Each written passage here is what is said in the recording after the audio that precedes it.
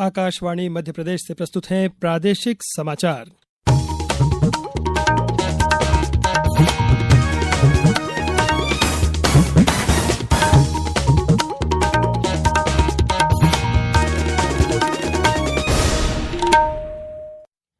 नमस्कार, समाचारों के साथ मैं नवनीत चौबे। सबसे पहले इस बुलेटिन के मुख्य समाचार।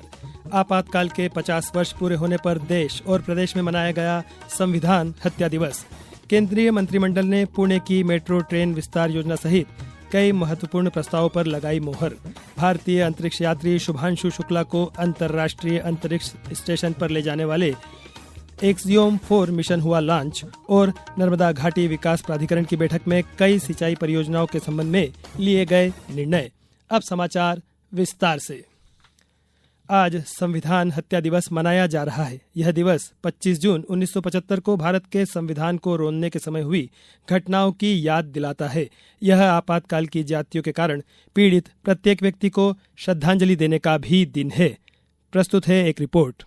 आपातकाल के दौरान जयप्रकाश नारायण, मोरारजी देसाई, अटल बिहारी वाजपेयी, लाल कृष्ण अडवाणी और अन्य विपक्षी नेताओं को आंतरिक सुरक्षा अधिनियम मीसा के तहत गिरफ्तार किया गया था। शाह आयोग की रिपोर्ट के अनुसार इस अधिनियम का बड़े पैमाने पर इस्तेमाल किया गया था और लगभग 35,000 लोगों को बिना किसी सुनवाई के हिरासत में लिया गया था। भारतीय जेलों में 1,83,000 की क्षमता के मुकाबले 2,20,000 से अधिक कैदी थे। इनमें से 1,26,000 से अधिक विचाराधीन कैदी थे। आकाशवाणी के मन की बात कार्यक्रम में अपने विचार साझा करते हुए प्रधानमंत्री नरेंद्र मोदी ने कहा था कि आपातकाल के दौरान अत्याचारों का सामना करने के बावजूद लोगों का लोकतंत्र में विश्वास बरकरार रहा। जब इमरजेंसी लगाई गई उसमें देश के नागरिकों से सारे अधिकार छीन लिए। उसमें से एक अधिकार संविधान के आर्टिकल 21 के तहत सभी भारतीयों को मिला, right to life and personal liberty.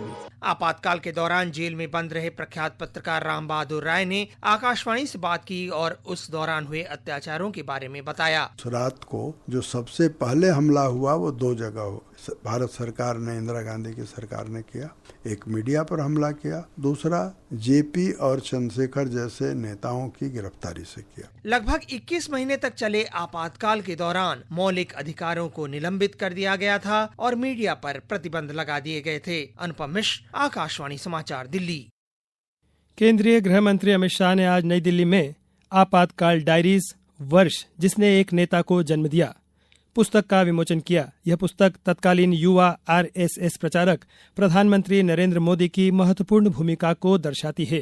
Shri Modi ने आपातकाल के विरुद्ध लड़ाई में महत्वपूर्ण भूमिका निभाई थी। पुस्तक में लोकतंत्र के आदर्शों के लिए संघर्ष करने वाले श्री मोदी की एक जीवंत तस्वीर पेश की गई है। इस पुस्तक में श्री मोदी द्वारा जीवन पर्यंत लोकतंत्र को संरक्षित करने और बढ़ावा देने के लिए किए गए उनके कार्यों को दर्शाया गया है। इस अवसर पर केंद्रीय मंत्री श्री शाह ने कहा कि आपातकाल में देश को एक जेल खाना बना दिया गया था।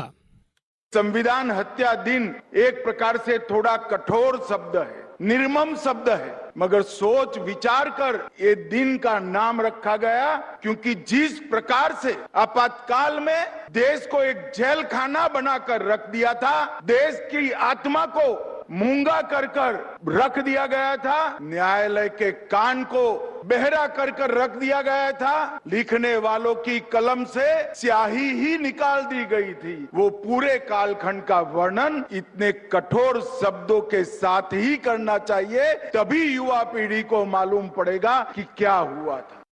आपातकाल के काले अध्याय के 50 वर्ष होने पर आज प्रदेश में भी कई कार्यक्रम आयोजित किए गए। इंदौर में आयोजित कार्यक्रम में मुख्यमंत्री डॉक्टर मोहन यादव ने हिस्सा लिया। धार में भाजपा जिला कार्यालय में सेमिनार आयोजित कर लोकतंत्र सेनानी सम्मान किया गया। राजगढ़ में संविधान हत्या दिवस भारत के लोकतांत्रिक और संवैधानिक ढांचे की रक्षा करने के संकल्प के साथ मनाया गया। विद्यालयों में संविधान की प्रस्तावना का वाचन किया गया। देवास में भाजपा ने विचार गोष्ठी का आयोजन किया। इस दौरान आपातकाल के दौरान बंद रहे मीसाबंदियों का सम्मान किया गया। भोपाल में प्रदेश भाजपा कार्यालय में कार्यक्रम आयोजित किया गया, जिसमें एक प्रदर्शनी लगाई गई, जिसके माध्यम से आपातकाल के दौरान किए गए संविधान संशोधनों को समझाया गया। केंद्र सरकार ने पुणे मेट्रो रेल परियोजना के दूसरे चरण के विस्तार का निर्णय लिया है। इस पर 3,626 करोड़ रुपए की लागत आएगी। प्रधानमंत्री नरेंद्र मोदी की अध्यक्षता में आज हुई केंद्रीय मंत्रिमंडल की बैठक के फैसलों के बारे में जानकारी देते हुए सूचना और प्रसारण मंत्री अश्विनी वैष्णव ने बताया, आज लाइन 2 इसका 3,626 करोड़ रुपीस के आउटले से इसका एक्सटेंशन अप्रूव हुआ। इससे 12.75 किलोमीटर और ऐड होंगे और 13 more stations will be added. City के जो बहुत फास्ट ग्रोइंग सबर्ब्स है ईस्ट और वेस्ट में, वो सब इससे कनेक्ट होंगे। बहुत सारे IT हब्स हैं, एकेडमिक एरियाज हैं और रेजिडेंशियल एरियाज हैं, जिसको इसका बेनिफिट मिलेगा। श्री वैष्णव ने बताया कि सरकार ने झारखंड में झरिया कोयला क्षेत्र के पुनरुद्धार के लिए संशोधित मास्टर प्लान को स्वीकृति दे दी है।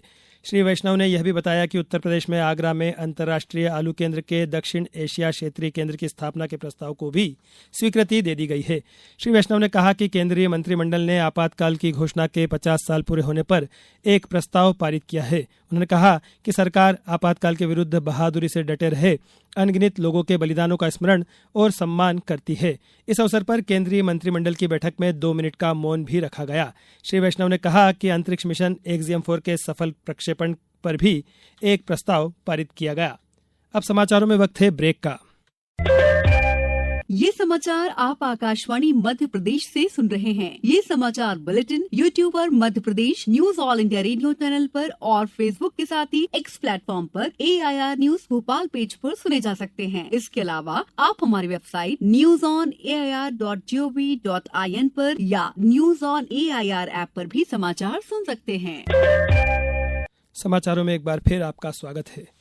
भारतीय अंतरिक्ष यात्री शुभांशु शुक्ला को अंतरिक्ष में ले जाने वाले एक्जियोम-4 मिशन आज अमेरिका के फ्लोरिडा में केनेडी स्पेस सेंटर से लॉन्च किया गया। अभियान में शामिल 4 अंतरिक्ष यात्री फाल्कन 9 रॉकेट पर सवार होकर स्पेस एक्स ड्रैगन अंतरिक्ष यान से अंतर्राष्ट्रीय अंतरिक्ष स्टेशन तक पहुंचेंगे। कैप्टन शुक्ला अंतरिक्ष की यात्रा करने वाले दूसरे भारतीय अंतरिक्ष यात्री हैं। उनसे पहले वर्ष 1984 में विंग कमांडर राकेश शर्मा ने सोवियत मिशन के हिस्से के रूप में अंतरिक्ष की यात्रा की थी। राष्ट्रपति द्रौपदी मुर्मू, प्रधानमंत्री नरेंद्र मोदी ने इस यात्रा को अंतरिक्ष में भारत के लिए एक नया मील का पत्थर बताया है। मुख्यमंत्री डॉक्टर मोहन यादव ने आज भोपाल रेलवे स्टेशन के प्लेटफॉर्म नंबर 1 पर बने एग्जीक्यूटिव लाउंज का शुभारंभ किया। इसके शुरू होने से रेलवे यात्रियों को बेहद किफायती दामों पर होटल जैसी सुविधाएं प्रदान की जाएगी। यह सुविधा IRCTC और स्तुति एंटरप्राइजेस की साझेदारी में शुरू की गई है, जो खासतौर पर सामान्य यात्रियों की सुविधा और आराम को ध्यान में रखकर डिजाइन की गई है। इस मौके पर मुख्यमंत्री ने कहा कि जल्द ही भोपाल में मेट्रो की शुरुआत होने जा रही है। रेल के मामले में एक तरह से जबरदस्त बदलाव आया है। रेल में रेल के डब्बे, रेल के डब्बों के रंग, रेलवे स्टेशनों की हालत, हमारे सभी प्रकार के सुख सुविधाओं के साथ दुनिया के अंदर अच्छी से अच्छी रेल जहाँ चलती है उससे कंपटीशन करते हुए एक तरह से हमारे यहाँ भी वो सब कुछ आ रहा है, जिसकी कल्पना करना मुश्किल जाता है। कभी कोई सोच सकता कि मेट्रो ट्रेन हमारा इंदौर में चालू हो गई, भोपाल में भी अक्टूबर तक मैं निमंत्रण दे के आया हूँ। भोपाल में भी ये सौगात बहुत जल्दी मिलने वाली है। मुख्यमंत्री डॉक्टर मोहन यादव ने कहा है कि नर्मदा घाटी विकास प्राधिकरण के अंतर्गत संचालित गतिविधियों से प्रदेश में सिंचाई के रकबे और ऊर्जा उत्पादन में बहुत वृद्धि हुई है। आज मुख्यमंत्री की अध्यक्षता में नर्मदा घाटी विकास प्राधिकरण की 267वीं बैठक में शहीद इलाप सिंह माइक्रो उद्वहन सिंचाई परियोजना हरदा, सेंधवा माइक्रो उद्वहन सिंचाई परियोजना बड़वानी, निवाली उद्वहन सिंचाई परियोजना बड़वानी, धार उद्वहन माइक्रो सिंचाई परियोजना एवं अन्य परियोजनाओं के ऊपर निर्णय लिए गए। बैठक में नर्मदा नदी के धार्मिक एवं सामाजिक और पर्यटन महत्व के स्थलों पर घाट निर्माण के संबंध में कार्य योजना बनाने के निर्देश दिए गए। अब बात मौसम की। प्रदेश में बारिश का दौर जारी है। मौसम विभाग ने अलीराजपुर, झाबुआ, सिवनी, मंडवा जिलों में अति भारी बारिश का ऑरेंज अलर्ट जारी किया है। इसके अलावा बाकी सभी जिलों में बारिश के लिए येलो अलर्ट जारी किया गया है। इस बुलेटिन में बस इतना ही। नमस्कार।